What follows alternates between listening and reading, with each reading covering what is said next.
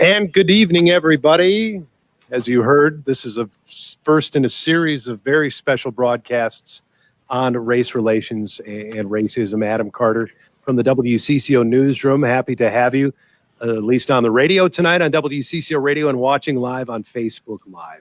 And this is the brainchild and the idea of a very special woman, and she's with us tonight. She's going to be facilitating our conversation, Dr. Verna Price.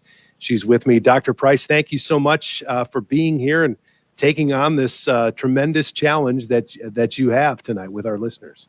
Oh, thank you so much, Adam. And thank you for agreeing to co-host with me tonight. Sure. Seeing that I'm an absolute newbie to this.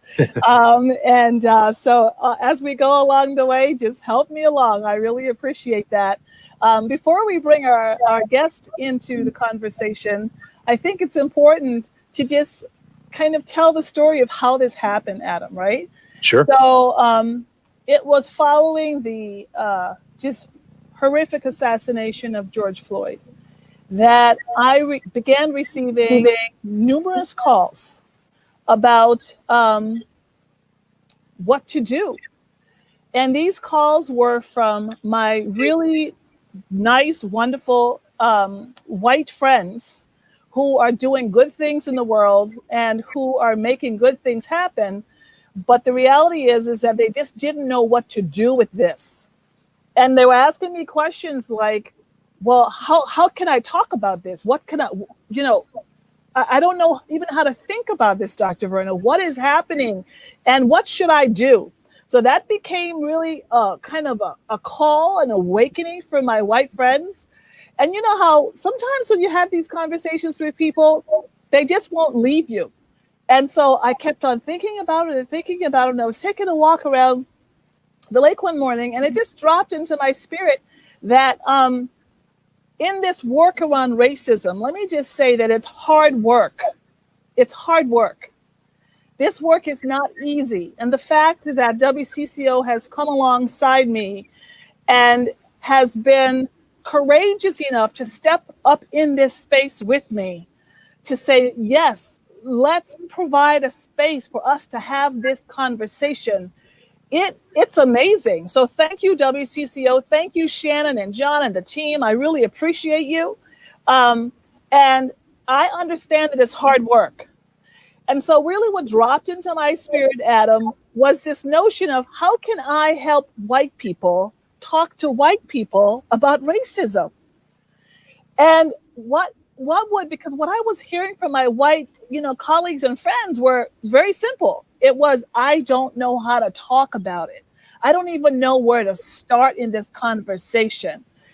And so I sat down and I didn't ask anybody. I didn't do a data, I didn't do a research, any of that. I just sat down and I started to write. And what I wrote was, how can white people talk to white people about racism? And when I say talk with, I'm talking about learning about it, thinking about it, and coming to the place where collectively we want to do something about it. Because here's the reality. Racism is embedded in our systems, in our society, and together we have to do something about it. So I'm going to actually start with you, Adam, and ask you the question, just with your own background with it. I call it your racism story, right? Mm-hmm. At what point in your life did you think to yourself, something's going on here? Something's happening here in this society. Maybe you were, in junior high. Maybe you were in high school. Maybe you were even an adult before you even had that conversation with anybody. So I just want to start with you before we introduce our guest to continue the conversation, because what I want us to do, Adam, is I want us to model to Minnesota and beyond how to have these conversations with grace, mm-hmm. how to have them and be engaged and be civil, and how to have them so that we can educate and also give you the strategies you need to have the conversation. So we'll start with you. And this is my first time meeting you. I think I'm a perfect example of somebody that could use help in how to deal with that, because I think I'm quintessentially a white, middle-aged Minnesota person that probably there's a lot of me out there. I'll just say that. I'm somebody who grew up in a first-ring suburb of the Twin Cities, but a predominantly white first ring suburb of the Twin Cities, someone who wasn't exposed to a lot of black people, frankly, when I was younger. I grew up in a class of about 230 people, I think was my graduating class. I believe less than 5 were people of color. For me, being exposed in college to a different way of thinking, a different mindset, and then certainly with my job here at WCCO Radio, starting in 2001, being a news reporter for a vast majority of my time here, and being forced to be exposed to other communities, to tell the stories of other communities through my lens, through my perspective. But that's still an eye-opening experience for me. And that is one that has shaped my view, especially over the last year, and how to process and how to deal with the things I'm seeing. But I think I'm a little more advanced maybe than some other folks that I grew up with, even people I'm still very good friends with. And I think that communication that I have with them is something that I can learn tonight and in a series of broadcasts we're going to have. Absolutely. You know what I love, Adam, is that, that you can be honest and authentic to say, hey, you know what? I didn't grow up with black people. There was no one in my circle. I remember this one woman, she called me and she goes, Dr. Verna, what should I do? I said, well, talk to your neighbors. She said, what do you mean talk to my neighbors? They're all white. And I said, well, talk to them. White people want to know about racism. White people want to understand it. White people, actually, there are so many people. You know what I learned? I'm the founder of a program called Girls Taking Action. And I learned this a long time ago. We're in our 16th year of the program. And what I learned is that our girls didn't know what they didn't know. And that lesson has taken me so far in my life, because even in this work, the reality is that you don't know what you don't know. So what we do is we get to kind of fill in the gaps of what you don't know, and then to help you to know more, right? And I'm sure now in your life, you're like, yes, I want to learn more, Dr. Verna. I want to stretch myself. Absolutely, absolutely. Well, I have joining me tonight some amazing guests. And, nothing happens by itself. This has been a team effort. And the leadership at CCO came on board. My good friend, Miss Shaletta, came on board. My good friend, Miss Wookie Wea, who's the CEO of Youth Prize, came on board. I called my husband into the conversation, Brother Shane Price, to help me think about this work. And then I started reaching out. To my community to say, hey, I called my good friend Buffy Bleesey, who does events, and I said, Buffy, what do you think about this? And Buffy describes herself as a very white woman in Minnesota who's trying to do this work, and it's not easy work to do. So we pulled together this team, and in the process, I said to them, are you willing on the air, live, to have authentic conversations on race and racism? And they agreed. So I want to introduce them tonight. And these are people who are just everyday people. The first person I want to introduce is Miss Debbie Magnuson. And Miss Debbie is an executive coach, and she has been in the college world and the professional world for a very long time. And she also happens to be the co-chair of our Girls Taking Action Advisory Board. And early in this conversation, we sat together in her backyard and had a long conversation about racism in Minnesota and beyond. And so I thought of her immediately to come into the conversation. So welcome, Miss Debbie. It's good to have you on. Great to be here, Dr. Verna, as always, with you. And nice to meet you, Adam. Nice to meet you as well. Thank you for being with us. Sure. I'd also like to introduce Miss Julie Burton. Miss Julie Burton actually is one of our women leaders. She's a mentor for our girls at Hopkins High School. And Miss Julie came on when I said I was starting a program at Hopkins. I literally sent out an email note to our women leaders on my LinkedIn who are in the Hopkins area. And she immediately said, Dr. Verna, I'm in. And Julie is the CEO and founder of Modern Well, which is a collective for women entrepreneurs. And boy, it's a beautiful space. And I'm a member myself. So I encourage you to become a member yourself. Modern Well is lovely. Welcome, Miss Julie. Thank you for having me, Dr. Reed. Absolutely. And then I got this phone call from my good friend, and he's a master networker and a finance guy. And one of the first times I met him, he said, Dr. V, I'm a white man and I'm a Republican. And I said, it's okay. If you're a white man and you're a Republican, we can still have these conversations. And we have been connected ever since. And he called me and he said, Dr. Verna, I don't know what to do, but here's one thing I can do. I want to provide flowers to just give to people as a way of saying reconciliation is needed. So he literally came, Drew Johnson literally dropped off, I don't know how many hundreds of yellow roses on my porch. And we gave those yellow roses to community members, and they handed them out all over North Minneapolis and South Minneapolis. So I just want to welcome my friend and colleague and longtime networker, Drew Johnson. Yep. Yellow for healing, Dr. V. I'm humbled and appreciate you having me on here and honored to be a guest. And I want to say one thing. My mom was a Democrat her whole life and still is. I was raised by that. So I've seen both sides. I'm a business person, so the principles. But we're not going to talk politics tonight. I definitely appreciate being a part of it. Thank you. Thank you, Drew. And we're going to start with, and listening in tonight is my good friend Wookie Wea, who is the CEO of Youth Prize. And Wookie is really important to this conversation because she's going to help us bring the voices of youth into this work. And so I just want to say welcome, Miss Wookie. She says she's listening, but I told her to chime in. So why don't you say hello to us, Miss Wookie? She's going to give us a wave. Lovely, lovely. All right, let's start our conversation. So as you think about your earliest memory of engaging with someone who is ethnically different. Now, let me just clarify that. And let me just say, at some point, Adam will say, Dr. Verna, it's time for us to go to break. It's fine. We'll stop whenever you want us to, Adam. And wherever we stop in the conversation, we'll just pick up after we come back from the break.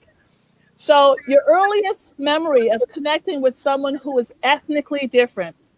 Now, in prefacing the conversation, let me just say to you, and to those of you who are listening, that race, R-A-C-E, race is a political construct.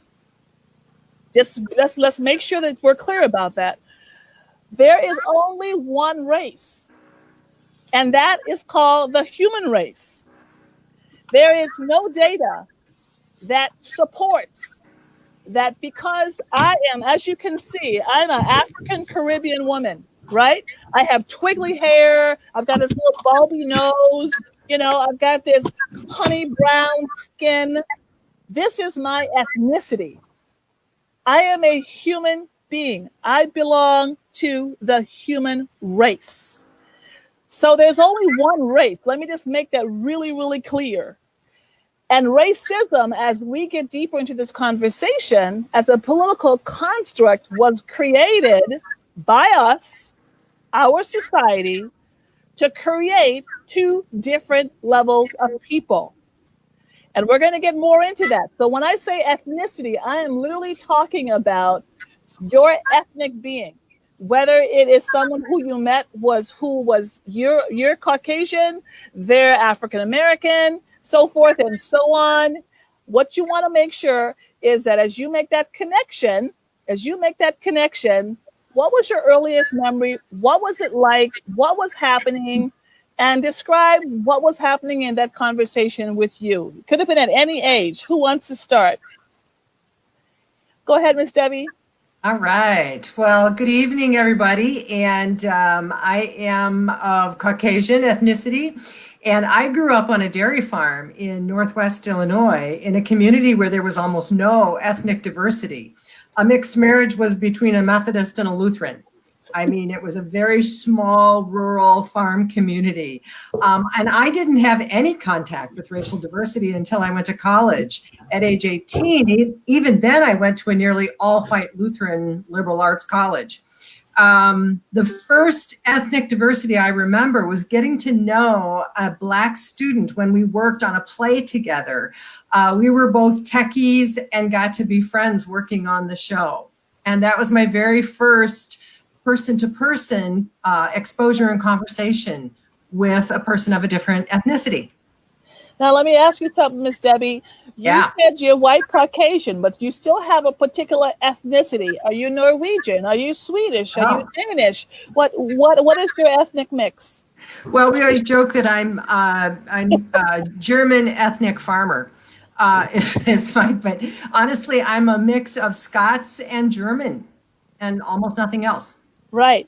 And the reason why I ask that question is because often when I talk to white people about their ethnicity, they'll give me like a block, right? Like, well, I am this. Well, you know what? There's a lot more to you, and we all have a particular ethnicity. So I love that. Thank you so much for sharing. Who's next? I can go next. All right, Drew. So my background is very similar to Adam's. I grew up in a suburb north of Minneapolis, Fridley. Very similar demographics to what he was talking about. Went to a private high school, and in sports is what was the answer, in athletics, and I really didn't think anything of it. They were teammates, there was nothing startling, but the ratio was about what Adam was talking about: 5% Black and 95% white. And back then, and in later levels, when I played at higher levels, I played against but that was where my first exposure experience. Sure. And at that time, Drew, did it ever occur to you that, oh my goodness, 95% of the people here are white people and only 5% are Black? I mean, do you ever remember thinking to yourself, even as a young person, this seems to be lopsided here? Yeah, I did. And I was always one, just like when we met Dr. Verna, I'll talk to anyone. I go by more the character and what I feel energy wise and everything from the person. So early on, I was never afraid of it. And again, that was from my parents. They were very open to it, particularly my mother. So it wasn't foreign, but I guess I was really interested because they were in the minority. I didn't know a lot about them, and I still don't. That's what we're here for, is trying to learn more. Good. Thank you so much. Miss Julie. Yeah, so similarly, I grew up in a predominantly, white neighborhood, went to a school that had very, very little diversity until high school. But a couple things stand out. I remember as a young person, pretty young, sitting in synagogue. I'm Jewish, and I was sitting in synagogue for the high holiday services, which, there's hundreds of people that are in the synagogue. And I didn't realize that every single person in the synagogue was white until, these are little eyes seeing this, but until a Black man actually walked into the synagogue. And it was, and he was a Jewish man, and that was kind of, I remember the first time that I realized that I was sitting in a room of white people. And then the other thing that sticks out is that my dad befriended a wonderful man who is like family to us, and he and I remember the first time that he came to our house, and it was like it just seemed completely normal, although it was very much, I grew up around mostly white people, and then when this Black man walked into our house, and he and my dad are embracing and hugging and joking, and that was another thing that sticks out to me that happened in my formative years. And how old were you, Miss Julie? I was younger than 10. Somewhere between 6 and 10, somewhere in there. And do you remember like any kind of feeling, like you thought, oh, this is interesting, like, oh, wow, that person's different? Or do you remember any of that?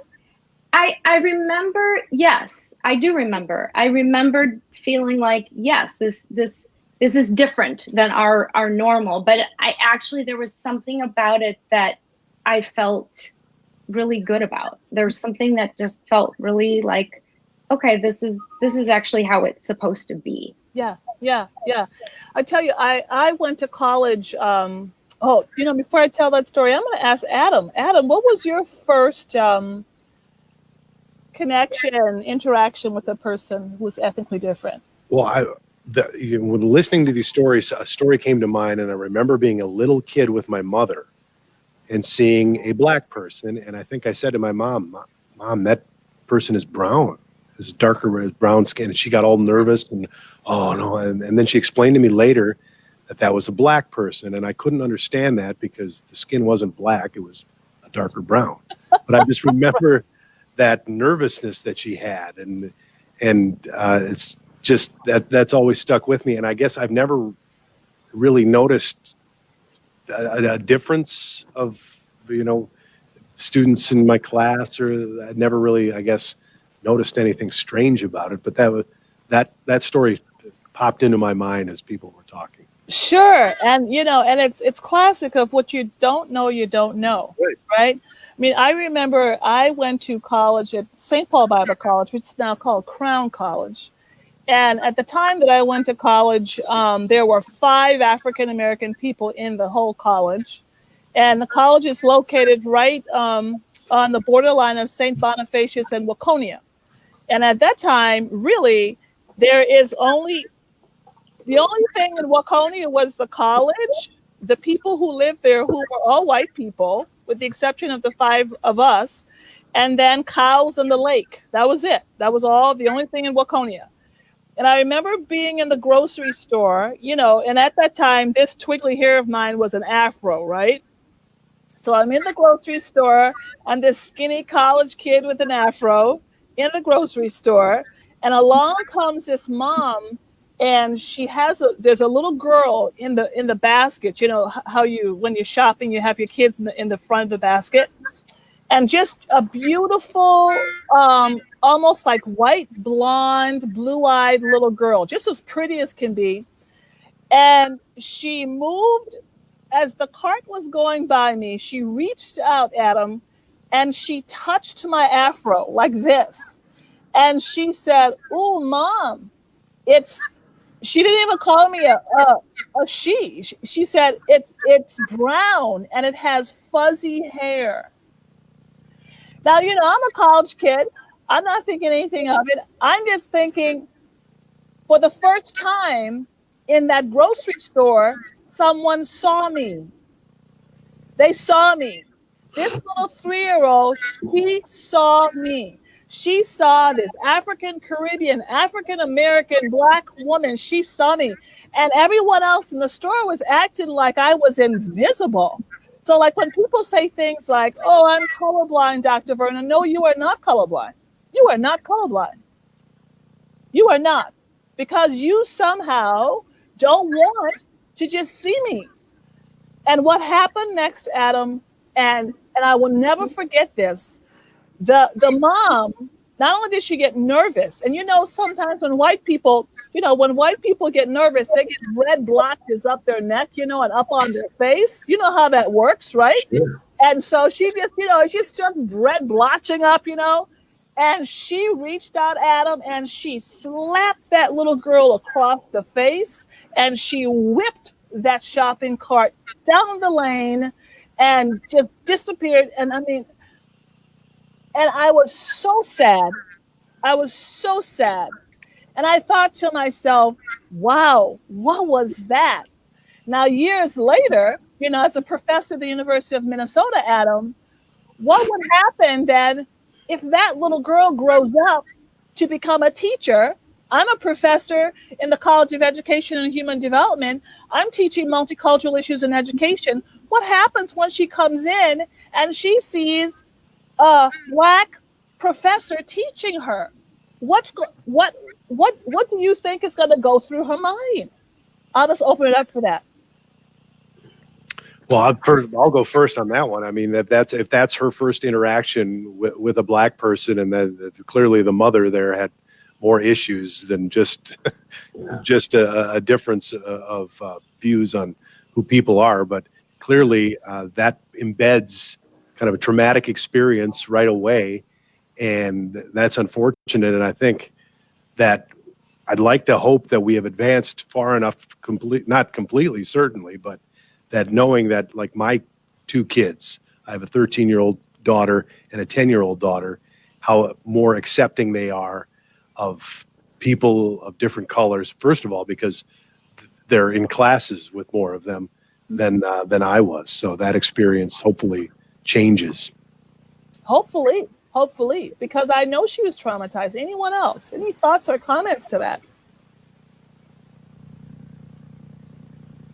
I know, it kind of makes you go, ooh.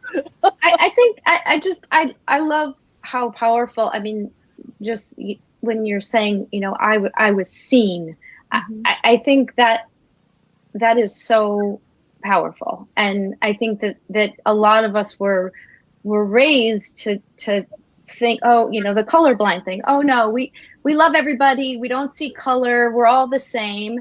But we're not. And that's okay. And we need to embrace each other's differences and our common humanity, our you know, common human race piece. But I really love, that was really powerful to you know, that somebody saw me. And yeah, that was very strong. Thank you so much. Anyone else? Yeah, I was just going to say that it strikes me in hearing your story that we need to be very intentional about addressing these kinds of issues, because otherwise, I mean, my guess is that mother was horrified and embarrassed by, you know, her daughter reaching out and touching you. She didn't know what to do, so she turned and ran, you know, which is sort of an ancient thing that humans do. When they don't know how to handle a situation, right?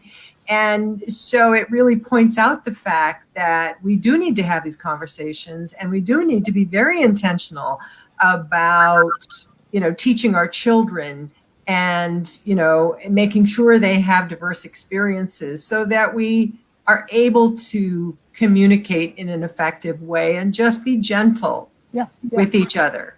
Yeah. So. Yeah. Yes. Yeah. Yes. Yeah, I call it being gracious. You bet.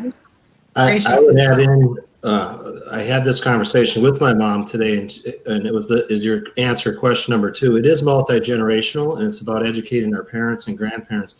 Unfortunately, a lot of the racism came from our parents and grandparents, and they knew no different. And that might have been, I'm not sure, I wasn't there, but it sounds like that might have been an example. What happened, Dr. Verna, is that it was her first experience that her mother wasn't comfortable for whatever reason, and that, you know, but that's part of the problem. When I was, you know, for me, the first experience was that when I was in 6th grade and we watched the Martin Luther King, I Have a Dream, and right afterwards a kid blurted out, "We showed you, and we showed you," and I couldn't believe the anger in his face and his eyes. And I went home and talked to my parents, and my mom said, it's his parents. That's where it came from. And so somewhere we have to start. I don't think we can change 80 and 90-year-olds much, but we have to change generational down all the way. And like someone else mentioned, with our kids especially, is educate them on, you know, that's why this is, you know, it's powerful. You're into a big topic here, Dr. Verna. Absolutely. Thank you so much. We're going to go to Adam for a quick break here. Yep. Thank you, Dr. Price. Very good conversation. We're going to keep it going just so we know. We're going to continue after the break. We'll have CBS News and a local news update coming up, but we're going to continue this conversation. Then, of course, we want to bring listeners involved too, and that'll be in the next half of the next hour. But stay with us. Lots of good conversation coming up with Dr. Verna Price. This is In the Room Where It Happened, conversations on racism that matter to all of us, the first in a series of broadcasts we are going to have here on WCCO Radio. So stay with us. Lots more to come. You are listening to News Talk 830 WCCO, 7 o'clock coming up, CBS News and a local update coming up next.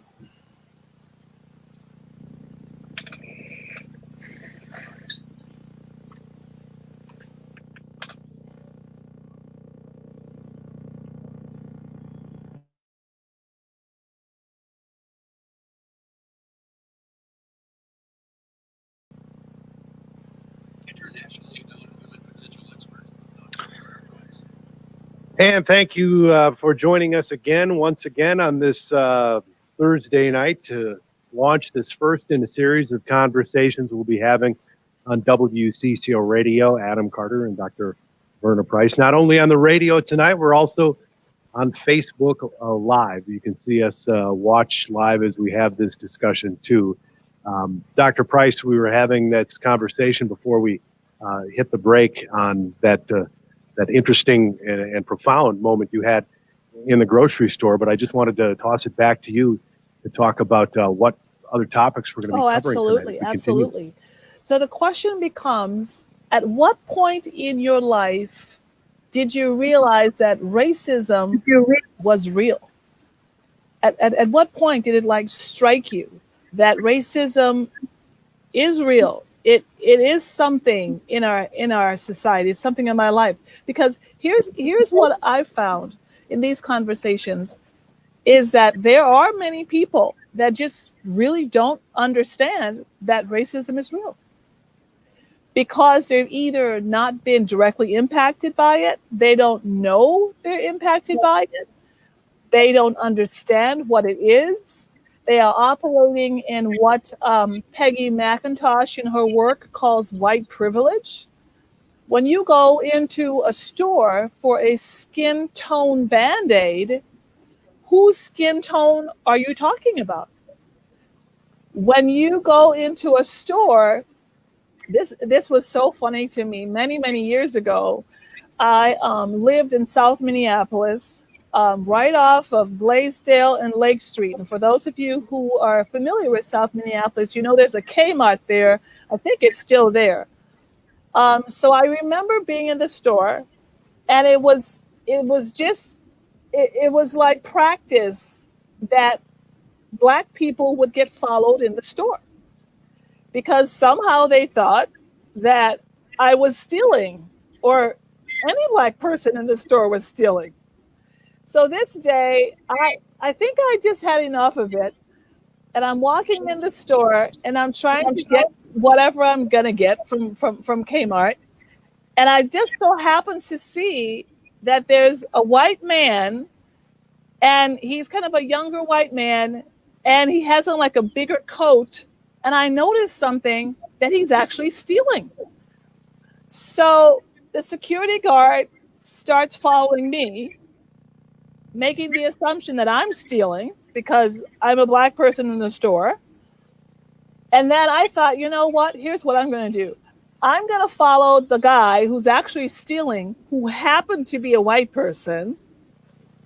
And then at some point I stopped and I looked back at the security guard and I said, "Sir, why are you following me? You really should be following the person over there. He's the person who's stealing. I'm going to pay for my stuff, but maybe you should check that person over there." And his face just went like, oh my goodness, she caught me. But it's like racism happens. It is a reality. And for you, at what point in your life did you realize that racism was real? I think as you were talking, I was thinking of a moment when I was playing football in high school.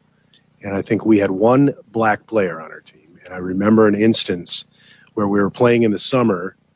It was like the lead up to the season, and our coaches brought down a bunch of watermelon for us to eat. And this one Black player on our team suddenly faced all these comments.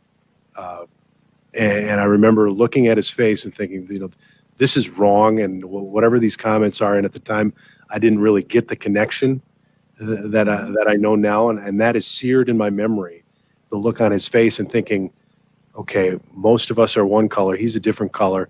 And while the players think they're joking with him, clearly this is more than joking, and there's something wrong with this. And I think Right. that probably, I might have seen something before that in my life, but that is something that's seared into my memory as Cool. being an eye-opening experience. Absolutely. There used to be an old saying, Adam, that sticks and stones may break my bones, but words will never hurt me. Mm-hmm. But we know that is absolutely Wrong. wrong, isn't it? That is like, 100%. that is a myth. That's like, it is an untruth. The truth is that even after, long after, those words seep into your mind, into your heart. For some people, they seep so deep into their emotions that they are literally scarred for life, right? So that is, that's a tough, tough thing. Thanks for sharing that, Adam. Let's open it up to our panel. What was your first experience when you realized racism is real? Had an experience as a 19-year-old college freshman. I went to school in New Orleans, actually, and I'd never been in the South before. And I was around some people, a group of people, and the guys started using the N-word. Like it was that was how they talked. And they talked about, oh yeah, we could go and take you down and see where they sold slaves. And I remember having such a horrible feeling. I went back to my dorm room after that night, and I called my parents, and I was like, I don't think I can stay here. I don't know what planet I am on that people are using that word and for that was one of the reasons, but and there were a couple more, but I did end up leaving the school after my freshman year. So it was just absolutely so jarring. I still can't believe it. And I am sure it left you feeling sick. Like literally, it's like a Literally visceral feeling, literally sick to your stomach. Because here's the reality, Miss Julie. As human beings, we were never created as human beings to be devalued and disrespected.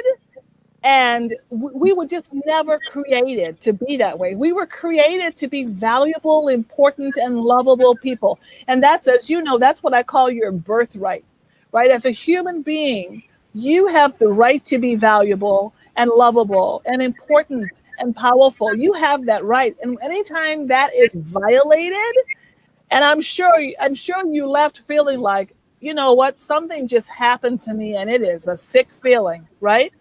Absolutely. And I wanted literally to get out of there and away from those people that were so toxic and that were still carrying on those ideas. Absolutely. Thanks so much for sharing. It's hard. This is not easy work. And for our listeners who are listening, what I want you to do is to think of, when did you see this for real?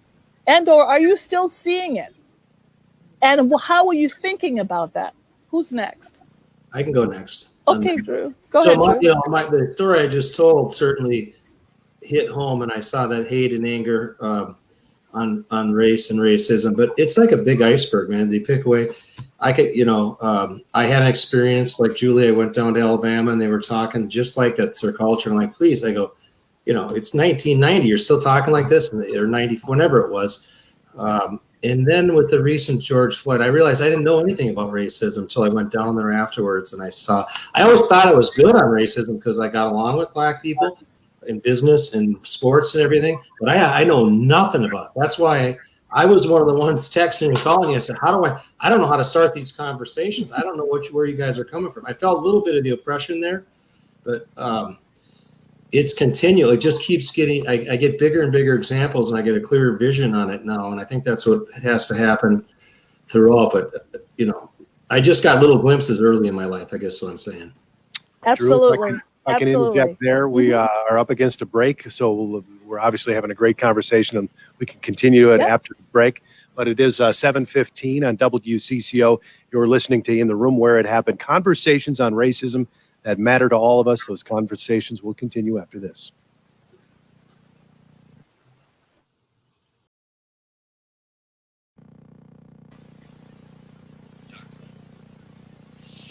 Welcome back to In the Room Where It Happened.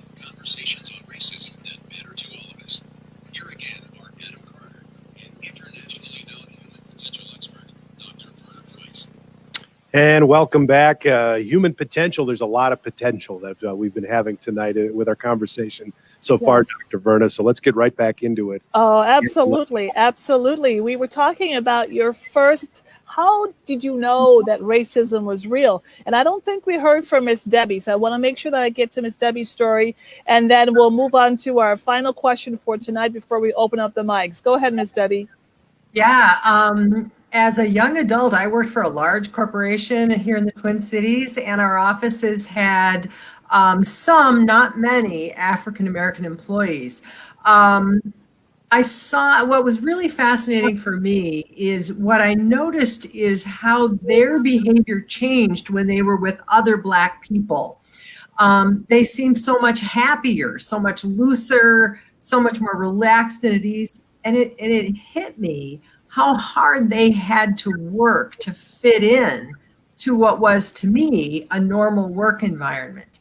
It felt like they just couldn't be themselves. And that, to me, was a huge impact of what felt like, to me, racism in their work environment. But I don't think I really took on the full impact of racism until the last few years, with the death of Philando Castile, the heartbreaking death of George Floyd, and as I work with our girls in the public schools with Girls Taking Action.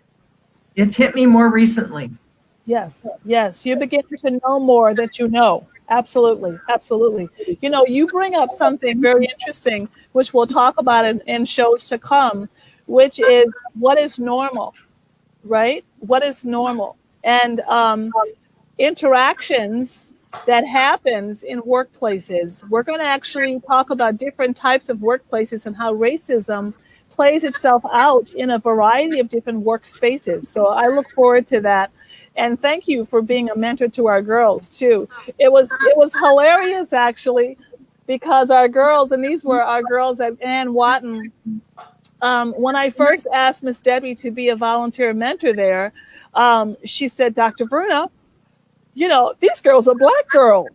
What are they gonna do? I said, here's what they're gonna do, Miss Debbie. I said, first of all, you've been a volunteer, and consistency grants authority. With young people, what they want to know is, do you really care? And when they know you really care, and you know, not just young people, but old people too, everybody. Once I know you really care, I can move beyond the color of your skin. Yeah.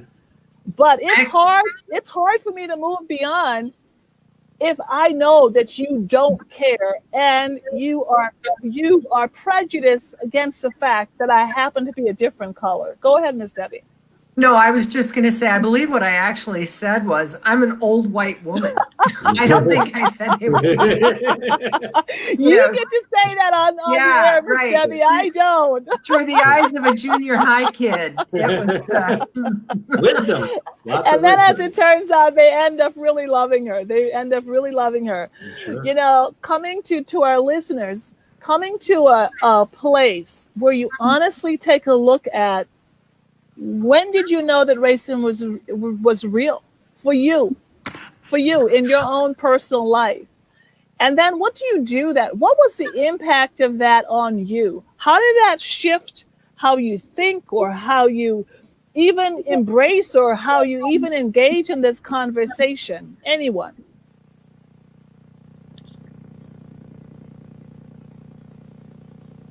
I'll speak for myself here.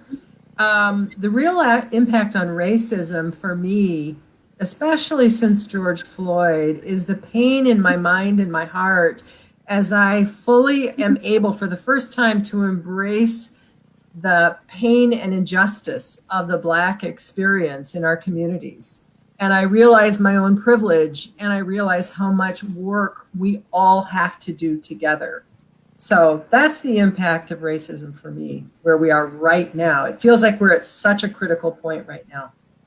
I so appreciate that. Yes, Drew, go ahead. I would second that. That's kind of what I was going to say, is that, and that's why you said the first experience, but what's really vivid in my mind and my heart and my gut right now is what happened down right here in our city. And it's going to be the catalyst for maybe change. This is the next civil rights movement, but you know, that I thought I understood it. I didn't understand anything, and I still don't. I understand a little more now. It opened up the lens to just feel a little bit about the oppression that you felt. And, like my trainer today at Lifetime, she said, you don't understand. She grew up in Ann Arbor, was Black and it's Hispanic Latino. She goes, you don't understand. I would have a different perspective. No, I don't understand. That's what we're here for. But yeah. Exactly. So question before we open up to the mics, right? Question, why is it so important for white people? And it was amazing. People said to me, Dr. Verna, you're calling out white people on this racism thing. And I said, yes, we have to, because it's going to take white people doing the work of becoming anti-racist for us to get at the foundation of racism in our society. So in your own thoughts, why is it so important for you and other white people to engage in this conversation? So since George Floyd's murder, I've wanted to do something more, and I partnered with a woman named Stephanie Pierce, and we did a How to Be an Ally series through Modern Law, which was fantastic. What I learned through that series is that it's white people, there's the word ally, right? There's this allyship, that we have to be allies with our Black friends and neighbors. And what I learned is that even being an ally is not enough. We actually have to be a co-conspirator. We have to be as outraged and that's what we do. We give you snaps. There you go. We're snapping. And we can't be comfortable. We cannot be comfortable right now. And we have to be really uncomfortable. And this is hard. It's hard work. And it brings up a lot of feelings. It brings up a lot of shame for white people. It brings up guilt. I should have done. It's never too late. It's never too late. And we have to do this work together. Things are not going to change. Black people alone can't change this. White people alone can't change this. We have to come together and activate. And I didn't realize that, we were talking about, but I see it. I see it clearly. And absolutely. And Miss Julie, how would you have realized it? How would you have realized it? Right? So it takes you have to be able to engage to know more. And you can't grow in this area unless you know more in this area. We have to wrap up this segment here. But here's what I know for sure is that as we open up the mics, I want you to stay online because you get to also respond to some of the callers as well. You all have been amazing. I'm going to give you some snaps. You are doing some great work. Thank you so much. Thank you so much. Adam, back to you. Thank you very much, Dr. Price. Yes, as she said, we're going to go on the radio now, and we're going to open up the phone lines and the text lines so you all can be a part of this conversation. The number 651-989-9226. You can either text in or we'd love to have you call in and talk about some of the things we were talking about tonight. Your experiences with racism, your experience as a white person, an African American. We want to hear it tonight to keep this conversation going as we explore race and racism in Minnesota and beyond. This is In the Room Where It Happened, conversations on racism that matter to all of us. It's 7:28. This is News Talk 830 WCCO.